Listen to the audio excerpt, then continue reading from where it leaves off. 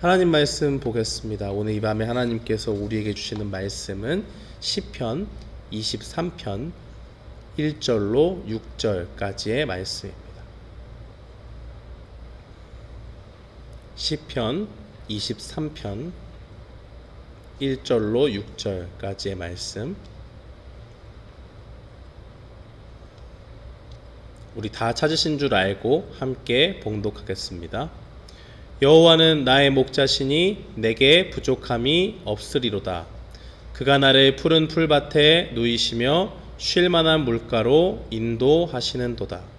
내 영혼을 소생시키시고 자기 이름을 위하여 의의 길로 인도하시는도다. 내가 사망의 음침한 골짜기로 다닐지라도 해를 두려워하지 않을 것은 주께서 나와 함께 하심이라. 주의 지팡이와 막대기가 나를 안위하시나이다. 주께서 내 원수의 목전에서 내게 상을 차려주시고 기름을 내 머리에 부으셨으니 내 잔이 넘치나이다. 내 평생의 선하심과 인자하심이 반드시 나를 따르리니 내가 여호와의 집에 영원히 살리로다. 아멘. 저는 오늘 본문 말씀 시편 23편 1절로 6절 말씀을 통해서 우리의 영원한 목자라는 제목으로 주의 말씀을 선포하겠습니다. 오늘 우리가 읽은 본문의 말씀은 우리에겐 아주 익숙한 평안의 말씀, 이 시편 23편 말씀입니다. 이 시편 23편의 말씀은 다윗이 지은 것으로 그렇게 알려지고 있습니다. 다윗은 자기의 인생에서 하나님이 이러이러한 분이시다라고 그렇게 말하고 있습니다. 하나님은 나의 목자시다라고 그렇게 고백을 합니다. 우리가 지금 이 시대에서는 목자 그러면 크게 이렇게 와닿지가 않잖아요. 다윗이 살았던 그 시대에는 주된 업종이 무엇이냐, 사람들이 먹고 사는 그러한 일들을 할 때에 주된 그런 일들이 무엇이었냐면 가축을 기르고 양떼를 몰고 하면서 하는 그 목자의 일들을 감당을 했습니다. 그러니까 목자다라고 그렇게 이야기를 하면 누구나 다 알고 흔히 볼 수 있고 그 목자의 이미지가 어떠한 사람들이었는지를 알 수가 있습니다. 그러나 지금은 시대가 변했지요. 그래서 우리 주변에서 간혹 이렇게 가축을 기르는 분들도 있긴 있습니다만은 그러한 목자라는 말은 이렇게 상상으로 우리가 할 수 있을 뿐이지 그렇게 막 와닿는 그런 이미지는 아닙니다. 오늘날로 이야기하면 딱히 그렇게 그렇게 막 이렇게 대입할 그런 모습들은 없지만 굳이 이야기하자면 동물들을 기르는 그런 가축업을 하시는 분들은 목자의 이미지와 비슷하니까 그렇게 할 수 있지만 그분들은 익숙하지 않으니까 우리를 이렇게 잘 돌봐주는 부모님, 보호자, 운동선수를 도와주는 옆에서 완전히 붙여서 아들처럼 자식처럼 대해주고 같이 잠도 자고 일어나고 하면서 그의 모든 훈련을 책임지는 코치, 그런 정도의 모습으로 우리가 볼 수가 있겠습니다. 우리는 지금 다윗의 고백을 보고 있습니다. 이 목자라는 직업이 예전에는 많이 있었기 때문에 조금 시대와 동떨어진 것 같아서 어떤 사람들은 목자다라고 그렇게 이야기하면 하나님을 거기에 또 대입을 해가지고 하나님이 마치 오늘날에는 크게 역사하지 않는 그런 분으로 인식을 하고 뭔가 과거에 묶여져 있는 존재처럼 그렇게 여기기도 합니다. 더욱이나 지금의 상황들을 보면 조금 더 큰 오해에 빠질 수가 있습니다. 우리 주변에 많은 사람들이 코로나 바이러스로 인해서 불편을 겪고 있지요. 몇몇 주들은 잠시 이 확산세가 줄어들었다가 다시 늘어나니까 경제 재개 계획을 중단하거나 철회를 하는 등의 조치를 취합니다. 거의 사람들을 통제할 수 없을 정도로 상황이 악화되기도 했습니다. 경제적인 타격으로 가정에서의 어려움들을 겪고 있는 분들도 우리 주변에서 찾아볼 수가 있습니다. 이렇게 모든 사람들이 힘든 시기를 겪고 있는데 이 시대에 우리는 어떻게 다윗과 같이 여호와는 나의 목자다 이렇게 고백을 할 수가 있을까요? 어떻게 하면 우리가 지금 이 시대를 살면서 과거에 역사했던 그 하나님을 과거에 묶어두는 것이 아니라 내가 지금 살고 있는 이 시대 속에서 나에게 살아계신 하나님을 나의 목자로 그렇게 고백할 수가 있을까요? 첫 번째는 하나님과 나와의 관계가 친밀해져야 된다는 겁니다. 이 시편 23편에서 다윗은 하나님과 자신의 관계를 굉장히 개인적으로 그렇게 묘사하고 있습니다. 1절부터 6절에 보면 계속 나오는 거, 나의 목자, 나를 풀밭에 누이시고 나의 영혼을 소생시키는 분으로 표현을 하고 나와 함께 하시는 분이고 나의 원수 앞에서 하나님이 상을 차려주시고 하나님의 선하심과 인자하심이 나의 평생에 함께 할 것을 그렇게 확신하는 다윗의 모습을 볼 수가 있습니다. 단 한 구절도 이 다윗이 이스라엘의 하나님이라든지 우리 조상의 하나님이라든지 우리의 하나님이라든지 이런 표현을 쓰지 않고 있습니다. 이 다윗이 지금 고백하는 이 노래 시편 23편은 여기서 나와 있는 나의 목자이신 그 하나님의 이야기는 누구 이야기냐면 다윗의 이야기, 다른 사람 이야기가 아닙니다. 다윗은 하나님과 친밀한 교제 속에서 자신을 지키시고 보호하신 자신의 하나님, 자신의 목자를 고백하고 있습니다. 우리에게도 이러한 모습이 필요합니다. 요즘은 책이나 인터넷이나 유튜브나 이런 것들을 잘 살펴보면 하나님을 만난 사람들의 간증을 우리가 쉽게 접할 수가 있습니다.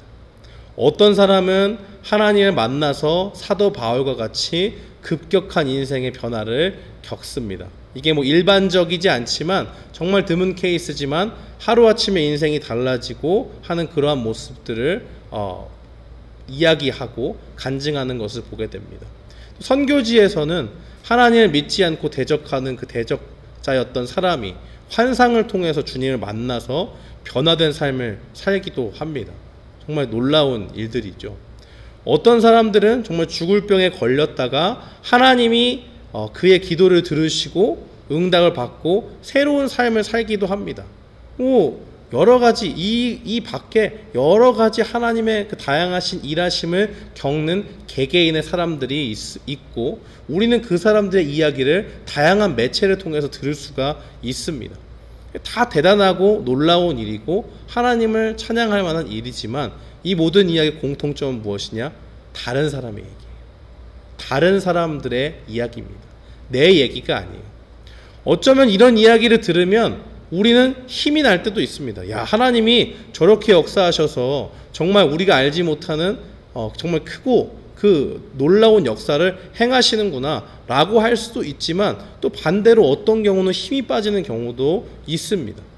야, 저 사람의 하나님은 살아있는데 왜 내가 믿는 하나님은 나에게 역사해 주지 않을까 하는 그런 생각이 들면서 우리의 마음이 조금은 침울해지고 슬퍼지는 순간들도 겪습니다. 하나님이 다른 사람의 목자는 맞는데 정말 나의 목자이신가 하는 그런 의문이 드는 것이고 잘 따져보면 내가 자신 있게 이 다윗처럼 하나님은 나의 목자시다라고 그렇게 고백할 수가 없는 상황이 되는 것입니다. 이런 생각이 들 때 우리는 분명히 기억해야 됩니다. 하나님과 정말 친밀한 관계가 되려면 많은 시간을 하나님의 말씀을 가까이 하면서 지내야 되고 그 속에 있을 때만이 우리가 정말 하나님을 나의 목자라고 고백할 수 있게 됩니다. 우리가 사람과의 관계에서도 볼 수 있듯이 한 사람과 가까워지기 위해서는 그 사람과 알아가는 그 과정들이 필요합니다. 이 사람을 1년, 2년 만났다고 해서 그 사람을 다 안다는 건 아니지만 한 사람을 알아간다는 것은 그만큼 시간과 노력이 굉장히 필요한 것이죠. 사람은 한 권의 책과도 같다는 말이 있습니다. 그가 태어날 때 그 책의 첫 페이지가 시작이 됩니다. 그가 자라면서 매일매일 페이지 수가 늘어갑니다. 죽을 때까지 한 사람의 인생은 완결되지 않은 책처럼 계속 쓰여지게 됩니다.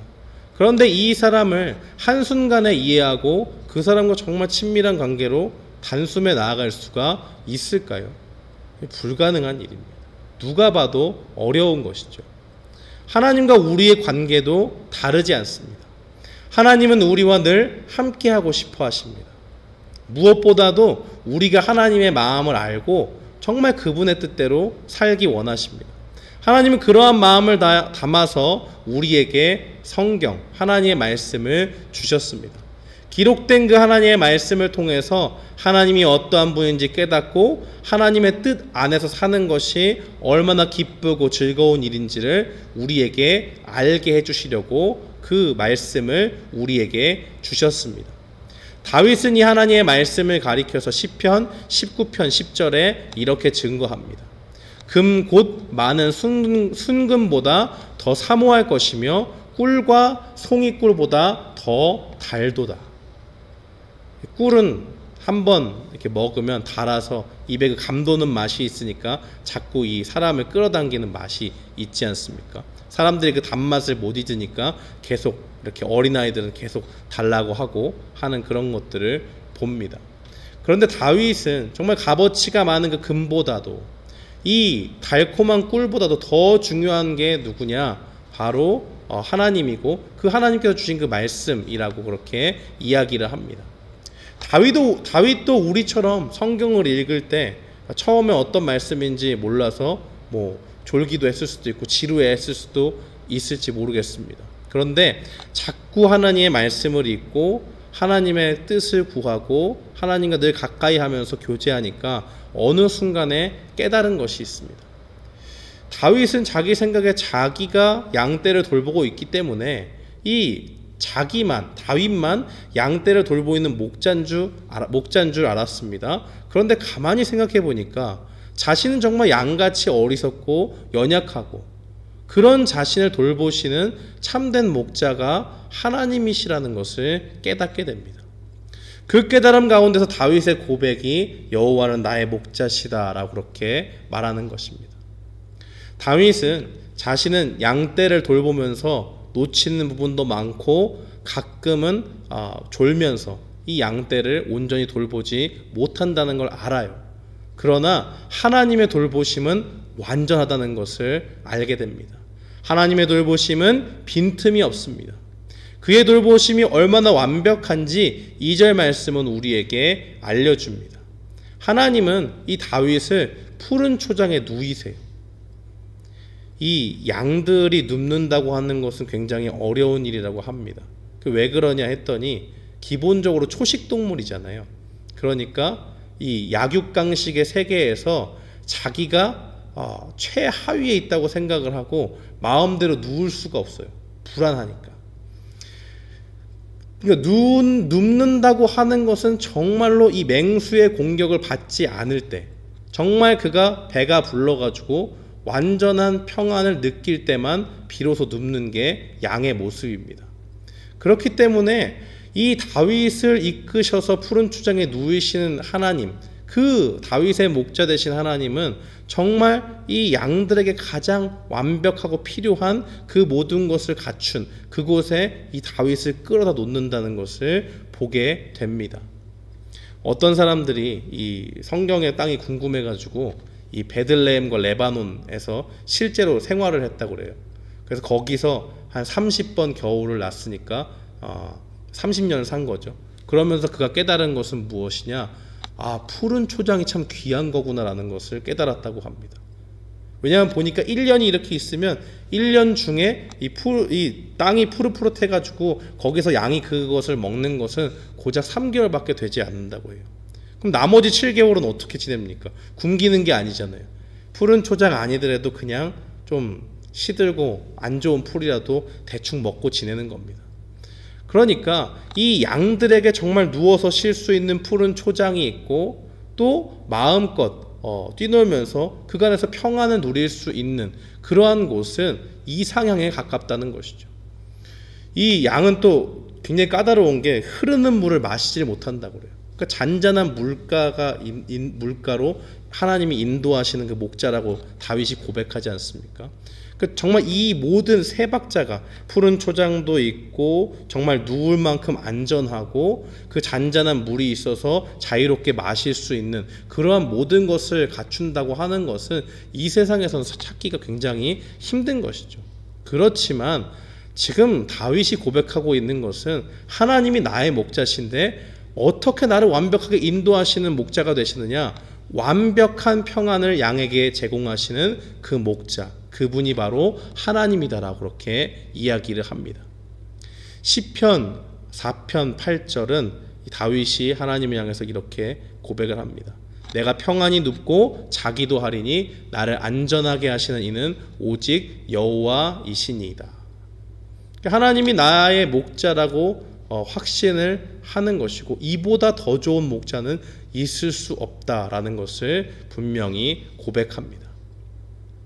하나님이 나의 목자라고 확신이 드니까 이제 그의 영혼이 살아나는 것을 경험합니다. 이 3절 말씀에 보니까 영혼이 소생한다라는 말이 기록되어져 있지 않습니까? 이 영혼이 소생한다는 말은 회개의 의미를 담고 있습니다. 이전에는 몰랐던 죄가 하나님의 말씀으로 가득 차고 그 말씀 앞에 나를 비춰보니까 죄로 물들었던 나의 영혼의 상태가 환히 보이는 것입니다. 그러면 어떻게 될까요?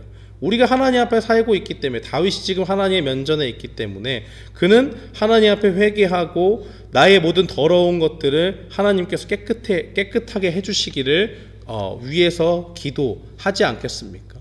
그러한 일련의 과정들을 계속적으로 반복하는 가운데 말씀을 읽고 죄를 발견하고 회개하고, 또 말씀을 읽고 죄를 회개하고, 또 그 가운데 하나님의 은혜를 입고 하는 그 과정들을 통해서 이 다윗의 영혼이라고 하는 것은 점점 더 깨끗하게 거룩한 영혼으로 그렇게 거듭나게 되는 것입니다.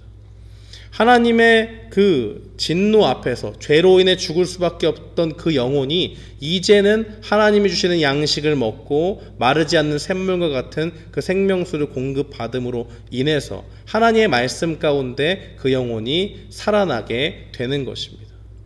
그렇게 되니까 자기가 말씀으로 행하는 모든 것들을 따라가다 보면 하나님께서 자신을 어느 길로 인도하시느냐, 바로 의의 길로 인도하시는 하나님을 보게 됩니다.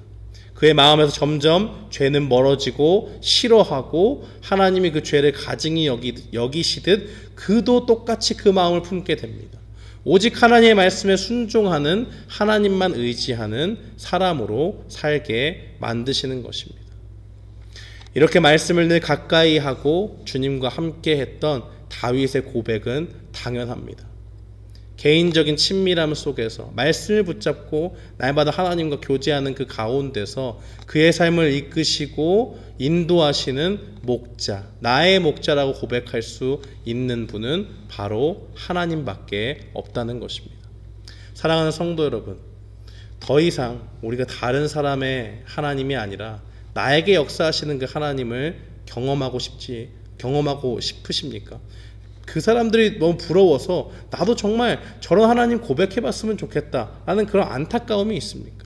그렇다면 이제라도 늦지 않았습니다.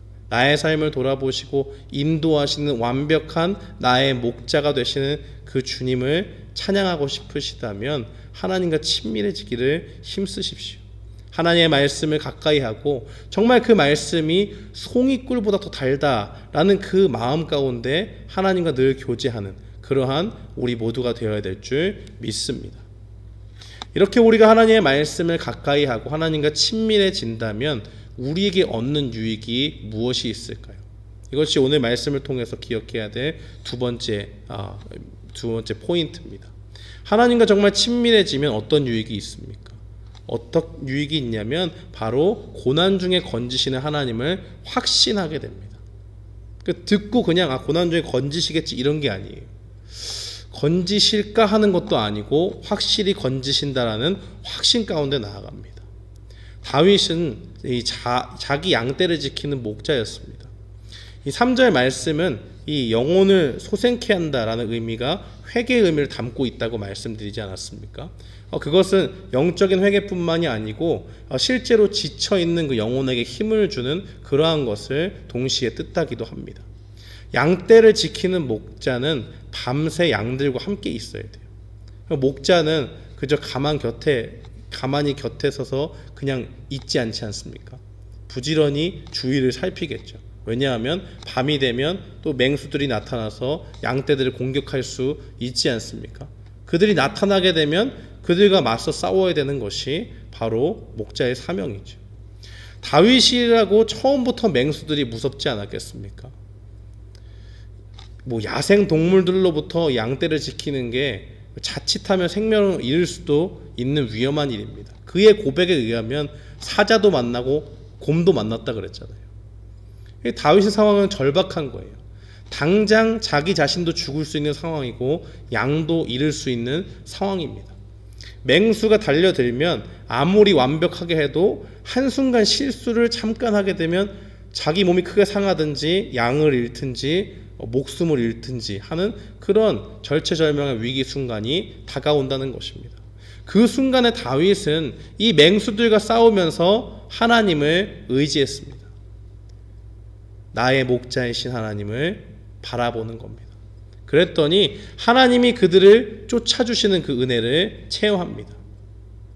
다윗은 이 모든 것이 자신의 실력이 아니라 자신을 보호하시는 목자 되시는 그 주님, 하나님께서 자신을 지켜주셨다고 그렇게 믿습니다.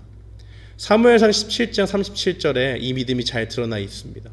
여호와께서 나를 사자의 발톱과 곰의 발톱에서 건져내셨은즉 나를 이 블레셋 사람의 손에서도 건져내시리이다. 자기가 잘해서 한 게 아니에요. 하나님이 사자의 발톱에서 또 곰의 발톱에서 건져주셨다라고 그렇게 고백합니다. 그렇게 되니까 두려움 속에 죽어가던 영혼도 살아날 수밖에 없습니다. 나의 목자이신 주님이 있기 때문에 내가 더 이상 두렵지 않아요. 나의 목자 되신 주님이 나를 보호하시고 지켜주시는 것을 확신하게 됩니다. 하나님은 다윗에게 하나님을 의지하는 자를 위해서 하나님이 어떻게 일하시는지를 보여주셨습니다. 다윗은 하나님이 자신의 목자라는 확신으로 인해서 골리앗과의 전투에도 담대하게 임하는 것을 보게 됩니다. 다윗은 이새의 집이라고 하는 자기 아버지 집이 있었잖아요. 이새라고 하는 아버지가 있었는데 그 집의 막내 아들로 태어났죠. 겉에서 봤을 때는 형들은 골리앗과 싸우는 대항하는 그 전장에서 군인으로 나갔습니다. 대부분의 사람들이 두려움에 떨면서 골리앗이 하나님을 비방하고 하는 그런 일들을 보면서 그저 두려움에 떨고 있었어요. 사울도 마찬가지였죠. 사람들이 그 전장에 나갔을 때 이 다윗을 아무도 주목하지 않았습니다. 그가 공식적으로 그 골리앗과 대항하기 전까지는. 그 진영에 꼬맹이 하나가 막 돌아다녀요. 다윗은 누가 봐도 어린애입니다. 형이 와가지고 화를 내죠. 네가 여기 왜 왔냐. 아버지가 보내서 형에게 물건을 전해줘. 여기 위험한 곳이니까 저로 가라고 얘기하잖아요. 그런데 가다가 이 다윗이 듣게 되지 않습니까? 어디서 비방하는 소리가 들려요? 사랑을 비방하는 것이 아니고 자기의 목자 되신 하나님을 비방하는 소리를 듣게 됩니다. 그는 그 두려움에 떨었던 이스라엘의 군대의 그 군인들과는 달랐습니다. 비록 목동이었고 어린 소년이었지만 맹수로부터 그를 지켜내신 다윗의 목자 하나님의 도우심을 계속해서 맛보고 있었기 때문입니다. 다윗이 골리앗 앞에서 한 고백은 유명합니다. 사무엘상 17장 45절의 말씀입니다. 다윗이 블레셋 사람에게 이르되 너는 칼과 창과 단창으로 내게 나아오거니와 나는 만군의 여호와의 이름 곧 내가 모욕하는 이스라엘 군대 하나님의 이름으로 내게 나아가노라. 다윗은 이 고백과 함께 주님의 도우심으로 골리앗을 쓰러뜨립니다. 하나님과 친밀했던 다윗이 주님을 의지했을 때 골리앗을 물리쳐서 하나님의 큰 능력을 하나님께서는 다윗을 통해서 많은 사람들이 볼 수 있도록 역사하신 것입니다. 다윗의 이 고백은 하루아침에 나오지 않았습니다. 그가 맹수로부터 매일매일 지켜내야 하는 그 양떼들을 돌보면서 하나님의 말씀을 붙잡고 그의 도움을 구했기 때문에 무서운 블레셋의 용사 앞에서도 담대하게 칼과 단창을 의지해서 나가는 것이 아니라 하나님의 이름으로 그 앞에 나갈 수 있었다는 겁니다. 오늘 본문 4절과 5절 말씀은 이렇게 증거합니다. 다윗이 사망의 음침한 골짜기에서도 또 이 원수의 목전에 있는 상태에서도 두려워하지 않는 그러한 모습을 보입니다. 이 다윗은 하나님의 택하신 그 왕으로 기름을 부음받은 이후로 사울에게 쫓기기 시작합니다. 도망을 다녀요. 그가 비록 사울은 천천히요 다윗은 만만이다 하는 그런 아주 유능한 장군이었지만은 굉장히 그 삶은 고단함에 빠졌습니다. 언제부터요? 그가 하나님이 택하신 왕으로 기름 부음을 받았을 때부터. 그가 어느 정도 필사적으로 도망을 다녔냐고 하면 살기 위해서 그 대적이었던 블레셋 땅에 넘어가고 그 가드왕 아기스 앞에서 미친 척도 불사하면서 그렇게 피했다는 것을 볼 수가 있습니다. 이게 장장 학자들이 계산해 보면 보통 10년의 세월을 도망자로 사울에게 쫓겼다고 이야기합니다. 그 죽음의 위협이 계속되는 동안 도피하면서 또 당시에 왕이었던 사울이 하나님의 기름을 부은 자라고 하면서 죽이지 않아요. 이게 참 얼마나 아이러니한 상황입니까? 말이 좋아 10년이라고 하지 하루아침에 경찰한테 쫓기면서 산다고 생각해 보세요. 그 사람들 이를 갈고 나를 잡으러 온다고 생각해 보세요. 이 중에 누가 발을 뻗고 잠을 잘 수가 있습니까? 아무도 없습니다. 이 다윗이 말하는 그 사망의 골짜기는 바로 그러한 불안정한 시간들, 발도 편하게 뻗고 잘 수 없는 깊은 어둠의 시간들입니다.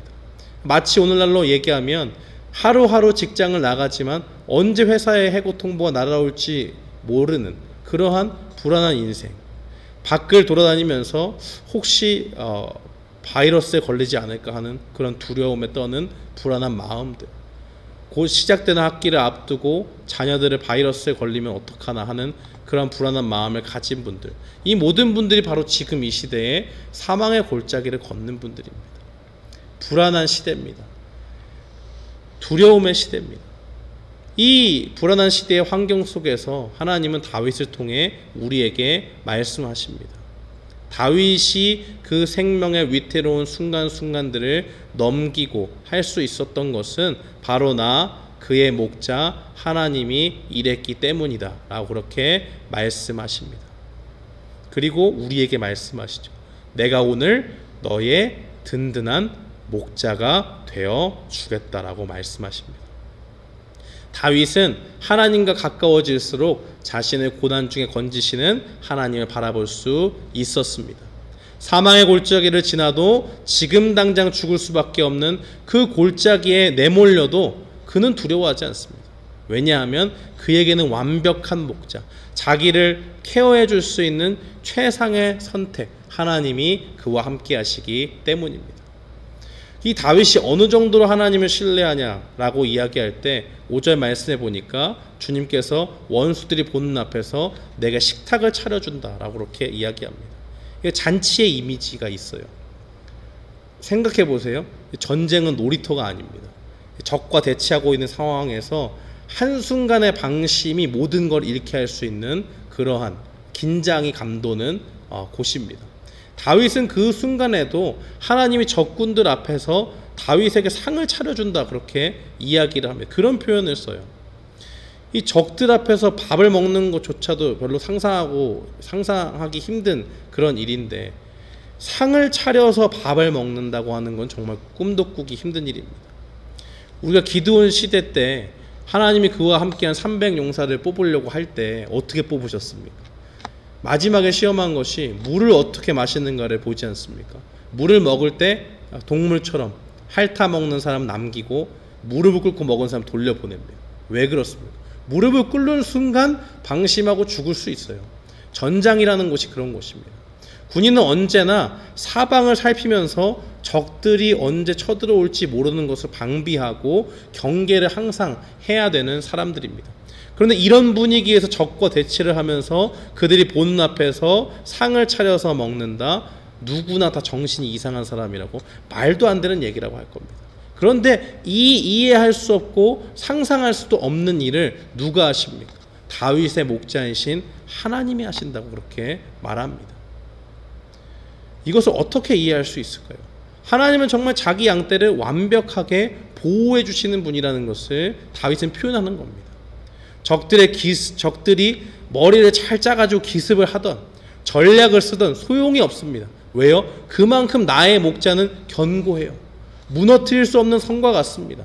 어떠한 것으로 요동하지 않는 완벽한 승리와 안전을 보장하는 분, 그분이 바로 나의 목자 하나님이시다라고 그렇게 이야기합니다. 다윗은 자신의 목자이신 하나님을 의심하지 않았습니다. 굳게 믿음으로 6절 말씀해 보니까 여호와의 선하심과 사랑하심이 내가 죽는 날까지 함께 할 것이다 라고 그렇게 확신합니다. 그러면서 자기에 대해서 신실하신 하나님께 어떻게 내가 할까라는 것을 보여주죠. 다윗의 결단은 이렇습니다. 내가 여호와의 집에서 영원히 살겠다.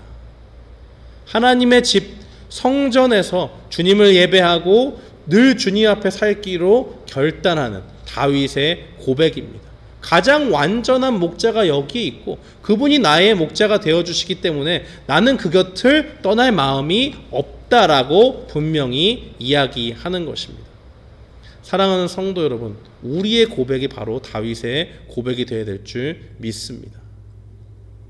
우리의 하나님, 우리 개개인의 하나님은 완벽하십니다. 우리를 산성과 같이 지켜주시고 우리를 무너지지 않는 반석에 세운 그런 사람들처럼 우리를 지켜주시고 완벽한 안전 가운데 인도하여 주신다는 겁니다. 사랑하는 성도 여러분, 우리도 이와 같이 목자 되신 하나님을 우리가 의뢰하며 나아가야 될 줄 믿습니다. 다윗은 10년간의 도피 생활 속에서도 그의 목자이신 하나님을 믿음으로 두려워하지 않았습니다. 오히려 그를 지키시 하나님을 노래하고 있음을 우리는 분명히 보게 됩니다. 우리가 어떻게 하면 하나님의 말씀을 우리가 듣고 정말 나의 목자로 고백을 할 수가 있습니까? 하나님을 어떻게 우리의 목자로 고백할 수가 있을까요? 말씀을 통해서 하나님과 친밀한 관계를 맺으십시오. 우리가 매일매일 그 친밀한 관계를 유지하고 나아갈 때 우리 속에는 하나님을 향한 철저한 신뢰 가운데서 주님이 나의 목자십니다라는 그 고백을 우리가 할 수 있습니다. 더 이상 다른 사람들이 고백하는 것 듣지 않아도 돼요. 왜요? 내가 오늘 하나님을 만나고 하나님을 경험하고 목자 되신 하나님의 그 보호하심 가운데 있음을 보기 때문에 그렇습니다. 오늘 이 말씀을 기억하면서 우리의 목자 되신 하나님, 우리뿐만이 아니라 우리 개개인의 삶 속에 역사하시는 나의 목자 그 하나님을 바라보고 오늘 하루도 승리하며 나아가는 우리 모두가 되기를 주님의 이름으로 축원합니다. 아멘.